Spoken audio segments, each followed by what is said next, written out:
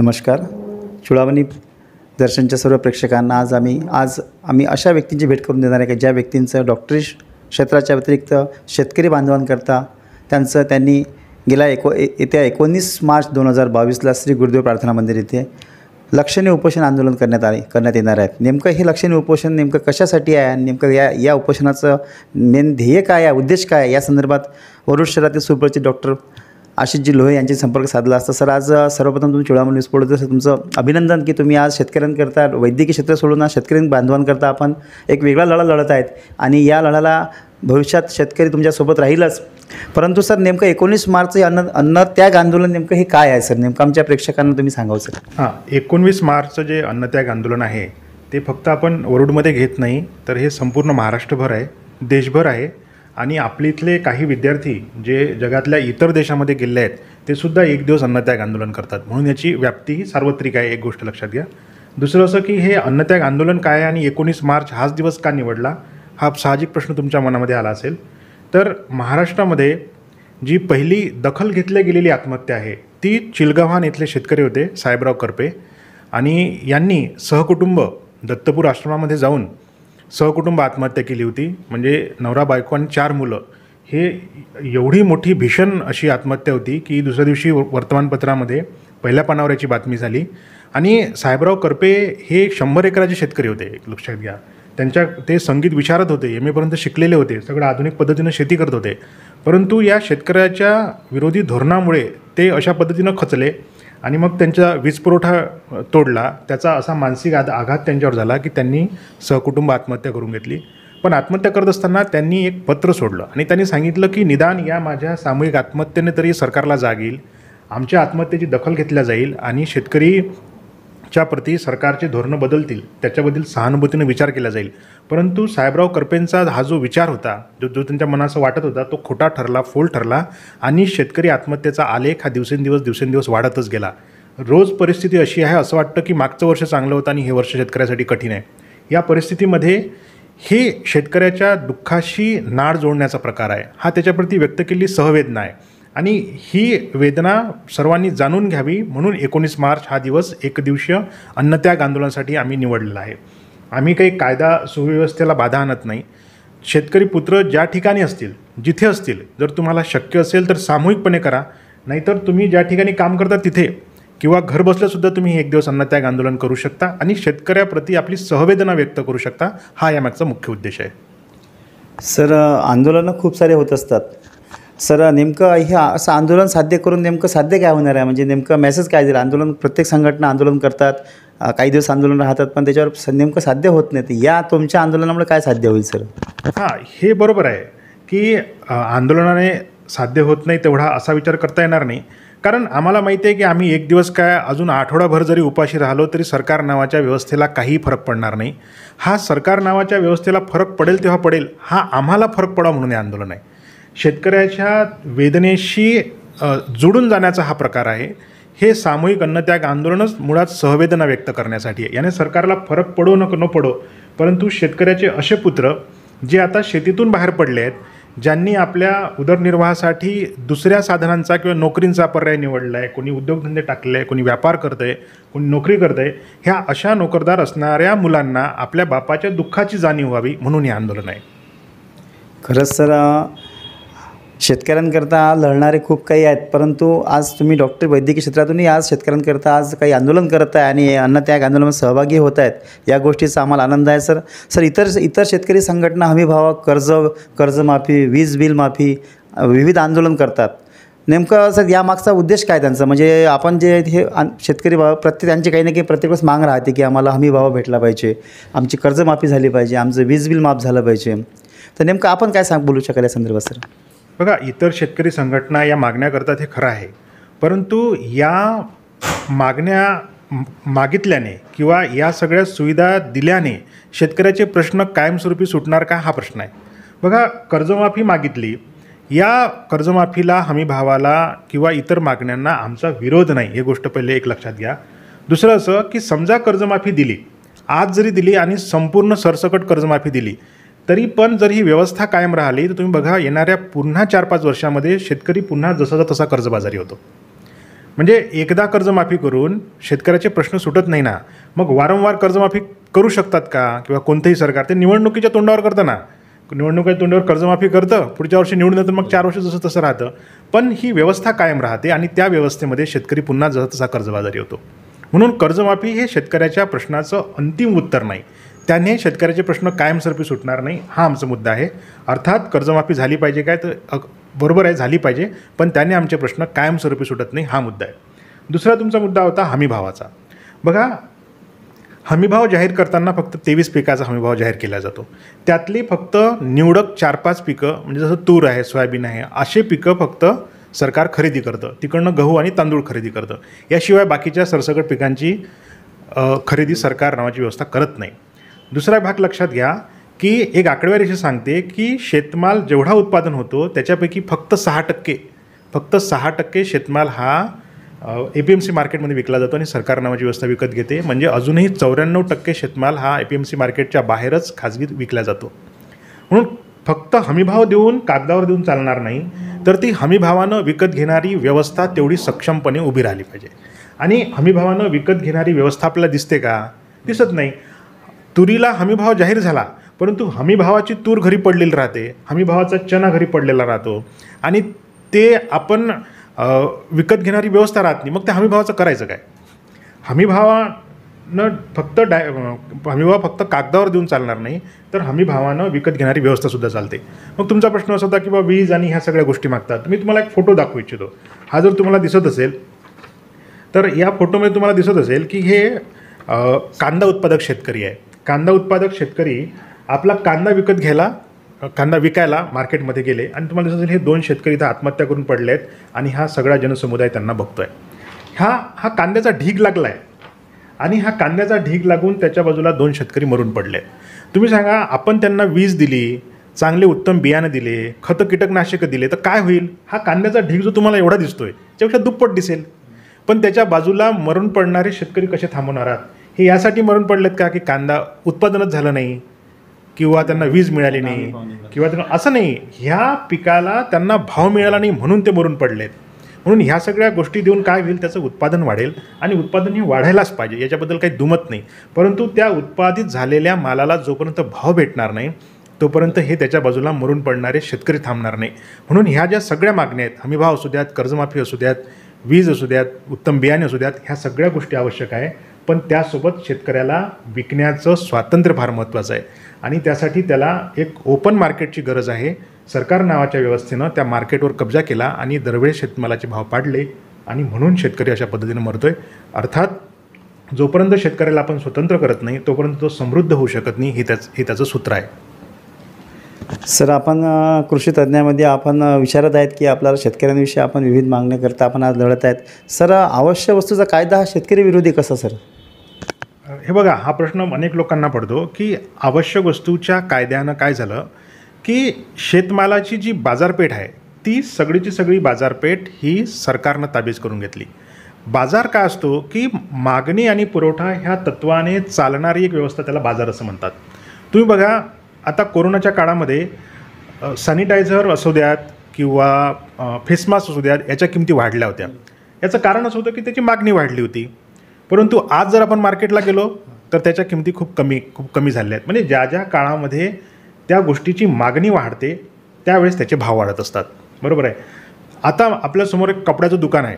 एक उदाहरण म्हणून तुम्हाला सांगतो की त्यांचा काही 12 महिने आणि 24 तास व्यवसाय चालत नाही. कधी चालतो? उन्हाळ्यामध्ये, दिवाळीमध्ये, दसऱ्यामध्ये. त्यावेळेस ते ओव्हरटाईम करतात, जास्तीत जास्त माल विकवतात, त्याच्यामध्ये प्रॉफिट कमवतात. आणि मग जेव्हा पावसाळ्याचा काळ असतो, जेव्हा त्यांच्याकडे गिऱ्हाईकी नसते, त्या काळात ते तग धरून राहतात. म्हणजे कोणत्याही व्यवसायामध्ये असा एक काळ असतो की ज्यावेळेस ते जास्त उत्पन्न घेतात आणि उरलं वर्षभर टिकतात.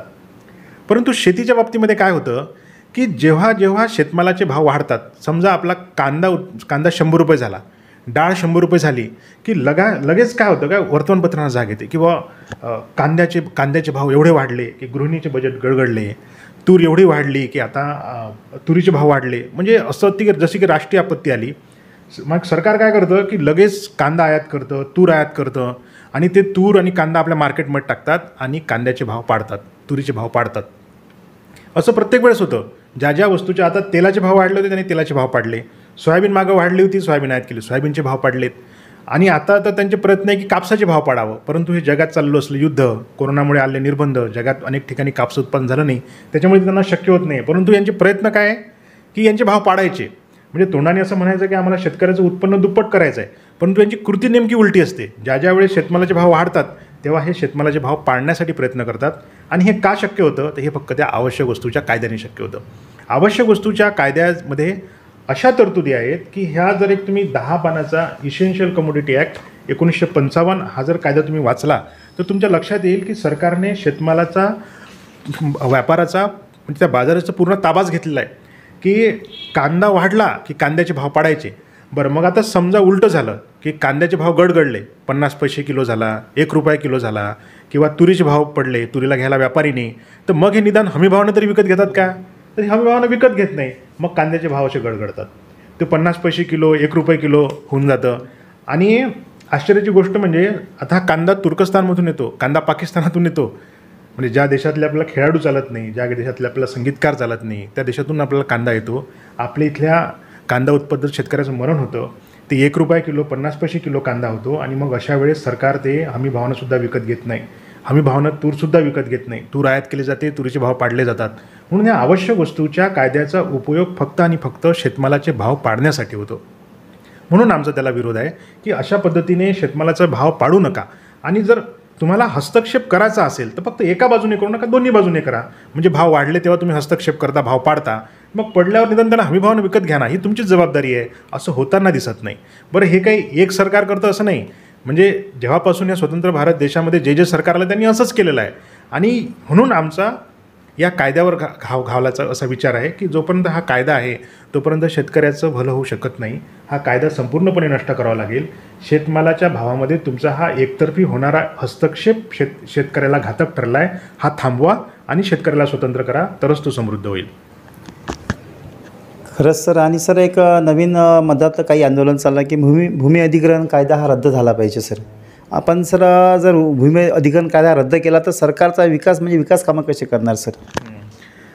किसान पुत्र आंदोलनाची ही भूमिका आहे की आवश्यक वस्तूचा कायदा, सिलिंगचा कायदा आणि भूमी अधिग्रहण कायदा या कायद्यांनी शेतकरी शोषणाची व्यवस्था निर्माण केलेली आहे. म्हणजे आज शेतकऱ्याला घातक ठरले 3 कायदे आहे, म्हणून हे कायदे रद्द करावे अशी आमची मागणी आहे. परंतु भूमी अधिग्रहण कायदा रद्द केल्याने सरकार विकास कामं कसं करेल हा तुमचा प्रश्न अगदी साहजिक आहे. परंतु त्या गोष्टीला आमचा विरोधच नाही ना. रस्ते आहेत, सिंचनाच्या सुविधा आहेत, धरणं आहेत, हे सरकारला बांधावेच लागणार आहेत. आणि यासाठी सरकारने जमीन घेण्यासाठी आमचा कोणताही विरोध नाही. आमचा विरोध कशासाठी आहे बघा, लक्षात घ्या की म्हणजे कारखानदारांच्या वतीनं, भांडवलदारांच्या वतीनं सरकार हे हस्तक्षेप करतं. म्हणजे जर एखाद्या भांडवलदाराला 1000 एकर जमीन पाहिजे असेल तर सरकार नावाची व्यवस्था ती शेतकऱ्यांकडनं जमीन घेते आणि ती भांडवलदाराला देते. या गोष्टीला आमचा विरोध आहे. आमचा विरोध विकास कामांना नाही. बरं, मग ज्या कामासाठी ती जमीन घेतल्या जाते त्या कामासाठी त्याचा उपयोग होतो काय ही पाहण्याची जबाबदारी सरकार नावाच्या व्यवस्थेची नाही का? आमचं म्हणणं असं आहे की त्या भूमी अधिग्रहण कायद्यामध्ये असे बदल करा की ती जमीन जर कारखानदार विकत घेत असेल, भांडवलदार जर घ्यायचं असेल तर त्याने शेतकऱ्याशी डायरेक्ट सौदा करावा. नाही तर मग काय होतं, याच्यामध्ये ना तफावत बघा कशी येते. म्हणजे समृद्धी महामार्गासाठी जमीन चालली असेल तर 50 लाख रुपये आणि 1 कोटी रुपये त्याला भाव मिळतो एकराला. आणि आपल्या पांधन रस्त्यासाठी आपल्याला तशीच फुकटामध्ये लिहून द्यावी लागते. आणि तेही आपल्याला लिहून स्वतः तहसीलमध्ये जाऊन नेऊन द्यावं लागते की हां आता आमची जमीन घ्या. म्हणजे ही तफावत लक्षात घ्या. ही तफावत ह्या भूमी अधिग्रहण कायद्यामुळे झाली आहे. म्हणून आमचं म्हणणं असं आहे की हा कायदा मुळात रद्द करा. हा शेतकरी विरोधी आहे. सर, सिलिंगचा कायदा रद्द केला तर समजा भांडवलदार शेतकऱ्यांचे जे जमिनी आहेत त्या विकत घेईल का सर नेमकं? बघा, सिलिंगच्या कायद्यामध्ये ना हा मुद्दा खूप संवेदनशीलपणे हाताळण्याचा मुद्दा आहे. कारण हा अनेकांनी ना भावनेचा मुद्दा करून टाकला आहे की सिलिंग कायद्याला विरोध केला. याचा अर्थ असा की यांना काय वाटतं की बा समजा सिलिंगचा कायदा आहे म्हणून भांडवलदारांकडे जमीन नाही, एक असा एक यांचा समज आहे. दुसरं असं की या सिलिंग कायद्यामुळे भांडवलदार जमीन घेऊ शकत नाही असं वाटतं आणि सिलिंग आहे म्हणून सगळ्यांकडे जमीन आहे. परंतु मुळात हा आपला कन्सेप्ट चुकीचा आहे.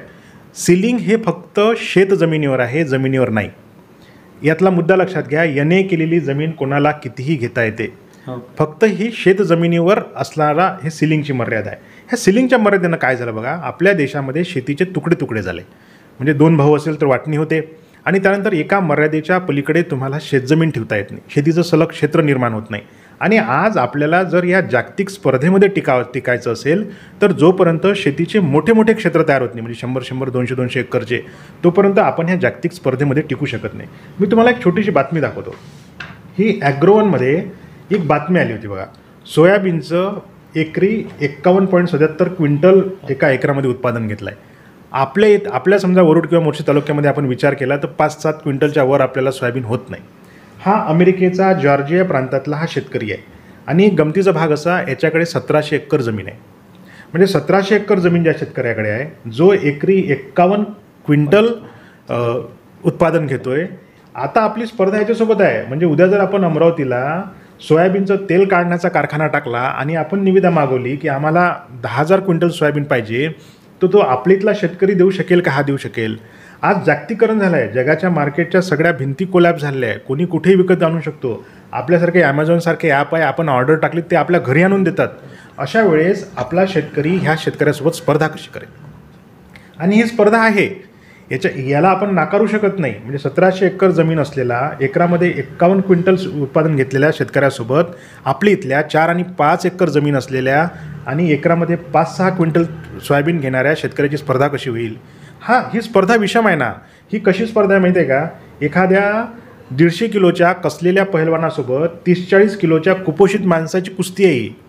याच्यामध्ये निकाल काय लागेल हे सांगण्याची गरज नाही. दुसरा मुद्दा असा लक्षात घ्या की समजा एका शेतकऱ्याकडे 3 किंवा 4 एकर जमीन आहे. त्याच्याकडे चौघाचं कुटुंब आहे आणि त्या चौघाच्या कुटुंबासाठी लागणारा शिक्षणाचा खर्च, वैद्यकीय खर्च, त्याच्या घरामध्ये असणारे लग्न आणि याचा जर वर्षभराचा जर आपण खर्च काढला आणि त्याचं जगणं नुसतंच त्याला जिवंत ठेवायचं आहे का हो, त्याचं जगणं सन्मानाचंही असलं पाहिजे ना.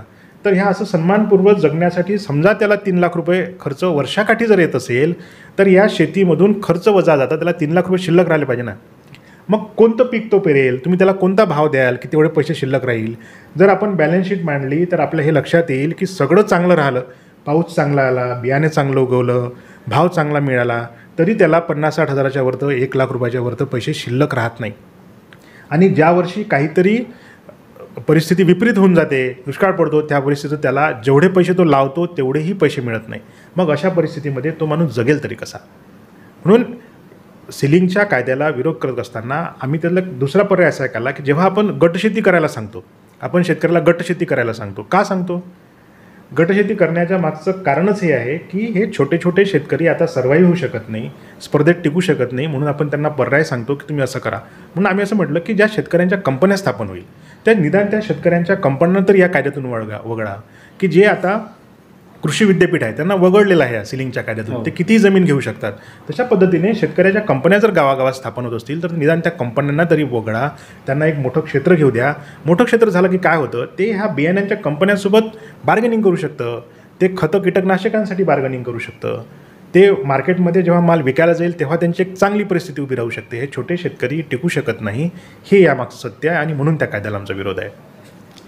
सर, प्रत्येक आंदोलनामध्ये, शेतकऱ्याच्या आंदोलनामध्ये नेमकं शेतकरी पुत्रांनाच सहभागी व्हावं लागतं आणि आव्हानसुद्धा करण्यात येते. नेमकं शेतकरी हा सगळा शेतकरी जे पीक पिकवते ते सर्वांसाठी पिकवतो, त्यावेळेस भेदभाव पाहायला जात नाहीत. त्याच्या प्रत्येक पीक प्रत्येक घरापर्यंत पोहोचते, पिकवलेलं पीक हे प्रत्येक घरापर्यंत पोहोचते. परंतु त्याच्या आंदोलनामध्ये फक्त शेतकरी पुत्रच राहतात की त्यांनाच तेच आवर्जून राहत, बाकी कोणी त्या सहभागी होत नाही. नोकरी वर्गातील लोक नाही होत किंवा सार्वजनिक क्षेत्रातील लोक नाही होत. नेमकं नेमकं हे काय सर? बघा, हा आपला प्रश्न नाही, हा सार्वत्रिक प्रश्न आहे. जगाचा आपण म्हणजे समजा 3000 वर्षाचा ज्ञात इतिहास जरी काढला तरी ज्याची लढाई त्याला स्वतःच लढावी लागली आहे ना.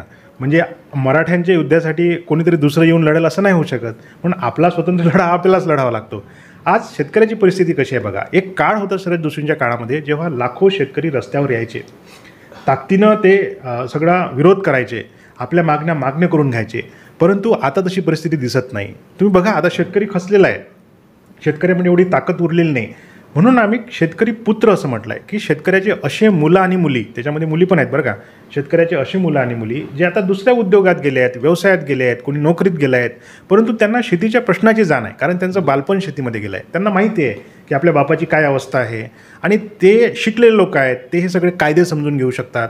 आता एक साधा शेतकरी ज्याचं खूप कमी शिक्षण झालं आहे, जो शेतात जाऊन पिकवतो, तो ते पिकवेल, त्या शेताकडे बघेल का तो कायदे समजून घेईल? हे त्यांच्या आकलनाच्या पलीकडची गोष्ट आहे. कायदे, न्यायालय, परिशिष्ट, संविधान, त्यामध्ये असणारे वेगवेगळे कायदे, त्याचे होणारे परिणाम, हे सगळे त्यांच्या आकलनाच्या पलीकडची गोष्ट आहे असं मला वाटतं. आणि म्हणून आम्ही शेतकरी पुत्रांची निवड केली की निदान असे शेतकऱ्याची पोरं, आणि तुम्ही बघा याला चांगला रिस्पॉन्स मिळतो आहे ना, शेतकऱ्याची पोरं समजून घेताना दिसत आहेत. ह्या सगळ्या गोष्टी त्यांनी समजून घेतल्या आहेत. ते दर सोमवारी पोस्ट अशी टाकतात की शेतकरी विरोधी कायदे रद्द करा, आणि शेवटी प्रयत्न करत राहणं आपल्या हाती आहे. परिणाम काय होईल हे नंतर बघू, परंतु आज आपण मागणी ही मोठ्या पद्धतीनं केली पाहिजे, आणि यासाठीच मोठ्या प्रमाणामध्ये शेतकरी पुत्रांनी ह्या आंदोलनात सहभागी झालं पाहिजे. दुसरी गोष्ट अशी की आपण कायदा सुव्यवस्थेला कोणती बाधा आणत नाही, आपण रस्ता रोको करत नाही, आपण एसट्या फोडत नाही, त्याच्यामुळे कायदेशीर बाबी याच्यामध्ये निर्माण होत नाही की कोणा मुलावर केस लागली असेल किंवा तुम्हाला अटक होऊ शकत नाही किंवा तुमच्यावर कोणती पोलीस केस लागत नाही. ह्या सगळ्या बाबी तुमच्या वैयक्तिक करिअरमध्ये किंवा वैयक्तिक प्रोग्रेसमध्ये अडथळा निर्माण करत नाही. म्हणून सुद्धा शेतकऱ्याची पोरं मोठ्या प्रमाणात किसान पुत्र आंदोलनाशी जुळत आहेत, हे त्यामागचं कारण आहे. खरंच कुठल्याही चांगल्या कामाकरता सुरुवात करणं महत्त्वाची आहे. सुरुवात झाली तर त्याचा अंत होणंच आहे. सर, ज्या शेतकऱ्यांच्या जमीन आहे, जागतिक पातळीवर शेतकऱ्यांकडे नेमक्या त्या जमिनी किती शिल्लक राहिल्या सर, हा एक महत्त्वाचा प्रश्न आहे. जागतिक शेतकऱ्यांचं संख्या कमी होत चालली, ज्यांच्या जमिनी आज कृषकच्या आकृषक होत आहेत. तर नेमका जागतिक पातळीवर शेतकऱ्यांच्या जमिनी किती शिल्लक राहिल्या सर कदाचित सर? हां, तर यामध्ये कसं आहे, मी तुम्हाला आत्ताच तिची बातमी वाचून दाखवली की अमेरिका प्रांतामध्ये 1700 एकर जमीन आहे. तर बघा आपल्या देशाचा प्रॉब्लेम काय झाला की आपली इथे लोकसंख्या जास्त आहे, आणि ह्या लोकसंख्येचा खूप मोठा भार हा शेतीवर आहे. म्हणजे आपली तर 60 ते 70% शेतकरी हे फक्त शेतीवर अवलंबून आहे. परंतु बाकीच्या जगामध्ये अशी परिस्थिती नाही. जगामध्ये खूप कमी लोकसंख्या ही शेतीवर आहे. आणि तुम्हाला ऐकून आश्चर्य वाटेल की आपल्या इथं समजा आपण ॲव्हरेज लँड होल्डिंग म्हणजे एक ॲव्हरेज आपल्याकडे शेती किती आहे, तर आपल्याकडे जवळपास 2.3 हेक्टर त्यांनी म्हटलं म्हणजे समजा 6 एकरच्या आसपास आहे.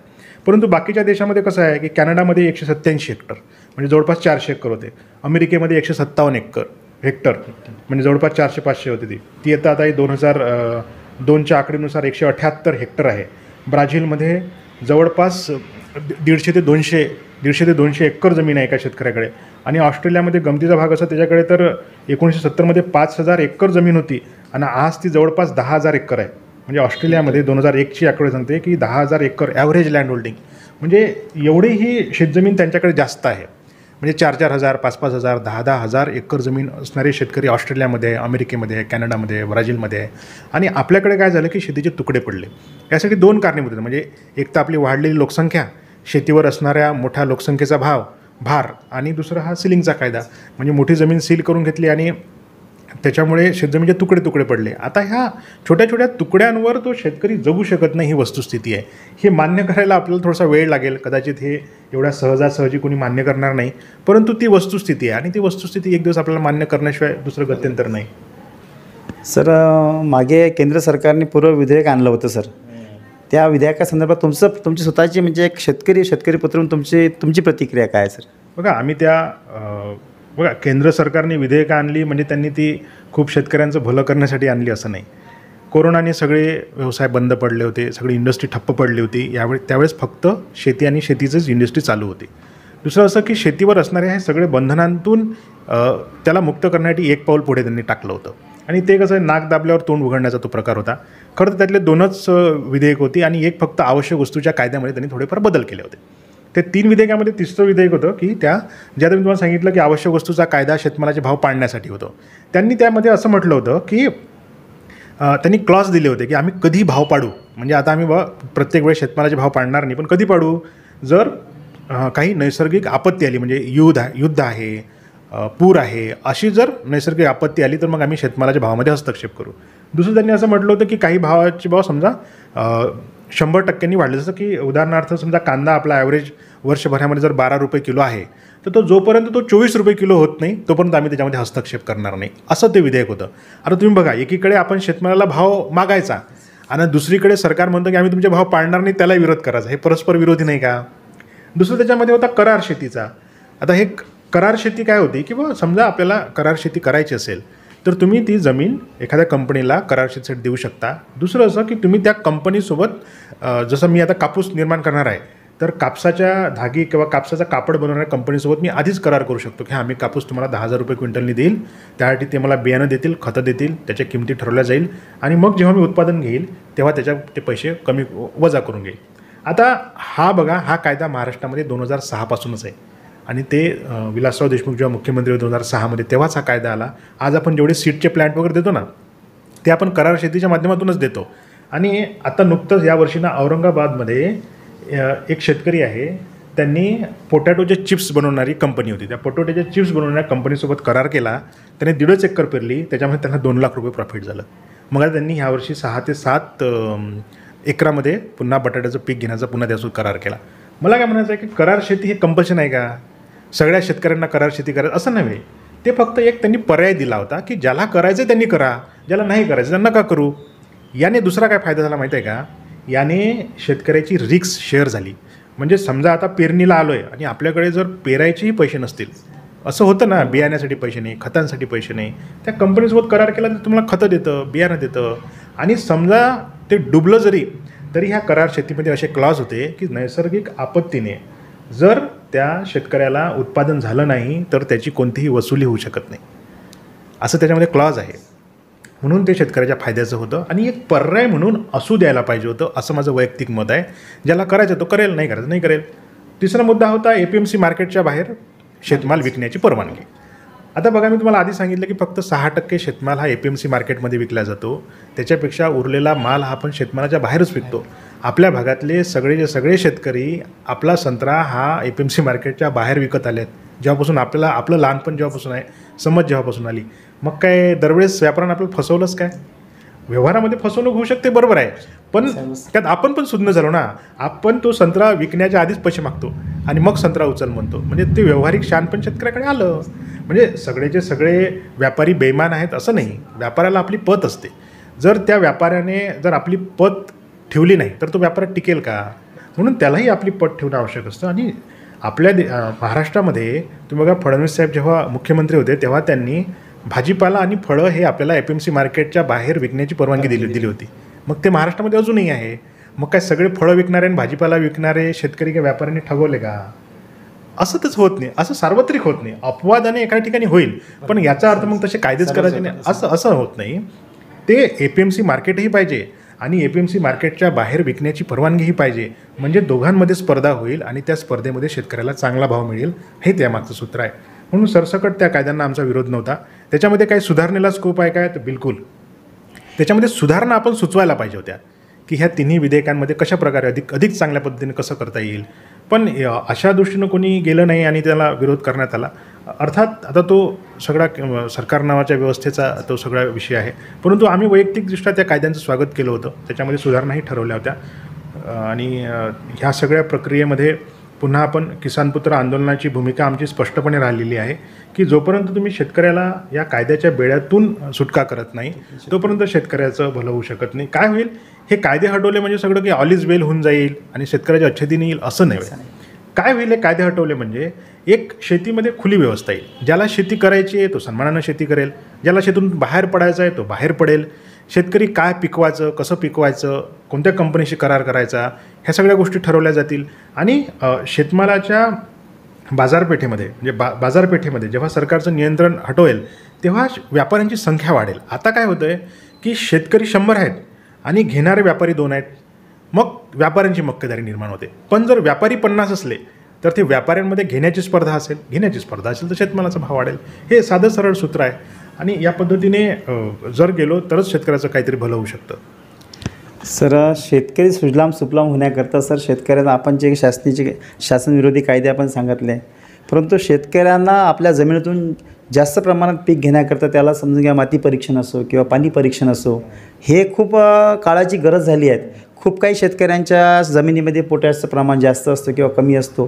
तो शेतकरी महागडं बियाणं पेरूनसुद्धा त्याला व्यवस्थित पीक घेता येत नाही.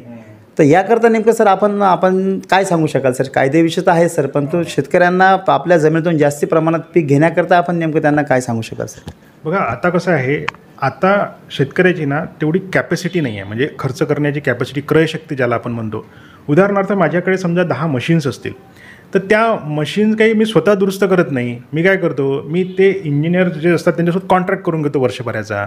अनेक देशामध्ये शेतकरी काय करतात की त्या अशा प्रकारच्या शेतीमध्ये जे जाणकार लोक जे आहेत, म्हणजे ज्याला आपण ॲग्रिकल्चर्स म्हणतो, यांच्यासोबत कॉन्ट्रॅक्ट केला जातो. ते येतात, तुमच्या पिकाची वेळोवेळी पाहणी करतात, तुमच्या शेतीला काय आवश्यक आहे, याला कोणतं खत दिलं पाहिजे, कोणता फवारा मारायला पाहिजे, ह्या जमिनीमध्ये कशाचं प्रमाण जास्त आहे, कशाचं कमी आहे, हे सगळं ते सांगू शकतात. त्यासाठी शेतकऱ्याची क्रयशक्ती वाढवण्याची गरज आहे. तुम्ही बघा, आपण म्हणतो ना तंत्रज्ञानानं शेती करा. मान्य आहे ना, तंत्रज्ञानानं शेती केली पाहिजे, परंतु 4 एकराचा शेतकरी तंत्रज्ञानानं शेती कसा करेल? तुम्हाला जर एक ट्रॅक्टर जरी ठेवायचा असेल, एक आपल्याला थ्रेशर मशीन जरी ठेवायची असेल, तर निदान 50 एकर जमीन लागेल ना. 50 एकर जमीन लागेल तर तो ट्रॅक्टर ठेवू शकतो. ट्रॅक्टर त्याला परवडणार आहे का? हे तंत्रज्ञानानं शेती तेव्हाच परवडू शकते जेव्हा शेतीचं क्षेत्र मोठं असेल. आणि तंत्रज्ञानाची शेतीमध्ये गरज आहे का? तर नितांत गरज आहे. पण वस्तुस्थिती ही आहे की 2 एकर 4 एकराचा शेतकरी तंत्रज्ञान शेतीमध्ये आणू शकत नाही, त्याची क्रयशक्ती नाही, सरकार नावाची व्यवस्था आणू शकत नाही, आणि जे फॉरेन इन्व्हेस्टमेंट ज्याला आपण म्हणतो, भांडवलदारांची इन्व्हेस्टमेंट शेतीमध्ये होताना दिसत नाही. ह्या सगळ्या चक्रव्यूहामध्ये शेतकरी अडकला आहे. हे बंधनं काढले ना की आपोआप हे सगळे रस्ते उघडतील. हे रस्ते म्हणजे आताही बघा, खेड्यामध्ये शेतकरी काय शेतीमध्ये प्रयोग करत नाहीत का हो? आपण बघतो ना, नवीन तरुण पोरं आलेले आहेत, शेतीमध्ये नवीन प्रयोग करतात, प्रयोग फसतात आणि शेवटी मग हतबल होऊन जातात. म्हणून शेतीमध्ये तंत्रज्ञानाची गरज आहे. ती तेव्हाच येईल जेव्हा शेतीमध्ये मोकळीकता येईल. खरंच सर, आपण जे मार्गदर्शन करत आहेत आणि शेतकऱ्यांना सांगत आहे, शेतकरी विरोधक जे कायदे आहे शासनाने जे लादले आहेत शेतकऱ्यांवर, ते खरंच शेतकऱ्यांच्या हिताचे नाही आहेत. याकरता सर्व शेतकरी पुत्रांनी आणि शेतकरी बांधवांनी एकत्र यावं आणि येत्या 19 मार्च 2022ला गुरुदेव प्रार्थना मंदिर इथे लक्षणीय उपोषण म्हणून स्मृती साहेबरावजी करपे स्मृतिप्रित्यर्थ लक्षणीय उपोषण आयोजित करण्यात आला. या उपोषणाला सर्व नागरिकांनी, शेतकरीच नाही तर सर्व नागरिकांनी या उपोषणात सहभागी व्हावे. ज्यांचं नाही येणं झालं त्यांनी घरून या उपोषणामध्ये सहभागी व्हावी, हीच आज डॉक्टर आशिषजी लोहे यांनी त्यांच्या आमच्या पोर्टलच्या माध्यमातून सांगत आहेत.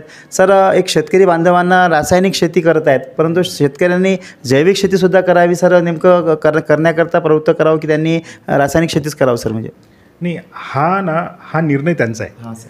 बघा, कोणी कसा व्यवसाय करावा, कोणी किती व्यवसाय करावा, हे जसं आपण त्याला स्वातंत्र्य देतो ना, तसं मला वाटतं की शेतकऱ्याने रासायनिक शेती करावी की जैविक करावी, हे त्याचा प्रश्न आहे ना. जेव्हापासून माकडाचा माणूस झाला आणि माणूस शेती करायला लागला, त्यापासून आपल्या पिढ्या शेतीच करतायत ना. म्हणजे आपल्या आजोबा शेती करत होते, त्यांचे आजोबा शेती करत होते. मग हे त्यांना कळत नसेल का आपण शेती कशी केली पाहिजे? मुळात शेतकऱ्याला शेती कशी करावं हा त्याच्या इच्छेचा आणि त्याच्या स्वातंत्र्याचा प्रश्न आहे. त्याला जबरदस्तीनं तू अशी शेती कर किंवा तशी शेती कर हे सांगण्याचा नैतिक अधिकार आपल्याला नाही. हा त्याच्या निवडीचा प्रश्न आहे आणि तो त्याच्या निवडीप्रमाणे आणि त्याला जे पुरतं त्या पद्धतीने त्याने करावा, असं माझं स्पष्ट मत आहे. 19 मार्चच्या अन्नत्याग आंदोलनाच्या बाबतीमध्ये मी सुद्धा तुमचं चुडामणी न्यूज पोर्टलचं मी आभार यासाठी व्यक्त करतो की तुमच्या माध्यमातून आम्ही जास्तीत जास्त लोकांपर्यंत पोहोचू. तुम्ही जिथे कुठे असाल, शेतकऱ्यांचे मुलांनो, तुम्ही जिथे कुठे असाल, जो काही व्यवसाय करत असाल, पण जर तुम्हाला शेतकऱ्यांचं दुःख समजत असेल, आज आम्ही जे काय म्हणलं ह्या भूमिकेशी जर तुम्ही थोडे जरी सहमत असाल, तर एक दिवस अन्नत्याग आंदोलन करा. एक दिवस या सरकार नावाच्या व्यवस्थेला जाग येईल आणि त्यांना आपलं म्हणणं ऐकावंच लागेल, असा विश्वास मला आज वाटतो. धन्यवाद सर. खरंच सर, धन्यवाद. आम्ही सुद्धा आमच्या पोर्टलच्या सर्व प्रेक्षकांना विनंती करतो की त्यांनी 19 मार्च 2022ला लक्षणीय उपोषणामध्ये सहभागी व्हावं, आपल्या घरून सहभागी व्हावं. ज्यांचं कार्यक्रमस्थळी येणं नाही होत त्यांनी घरून सहभागी व्हावं, ज्यांचं कार्यक्रमस्थळी भेट देणं होईल त्यांनी गुरुदेव प्रार्थना मंदिर इथे वरुड येथे उपस्थित राहावं आणि लक्षणीय उपोषणामध्ये सहभागी व्हावं. हेच विनंती. पाहत राहा कॅमेरामॅन संदीप बावनेसह प्रवीण सावरकर, चुडामणी न्यूज पोर्टल.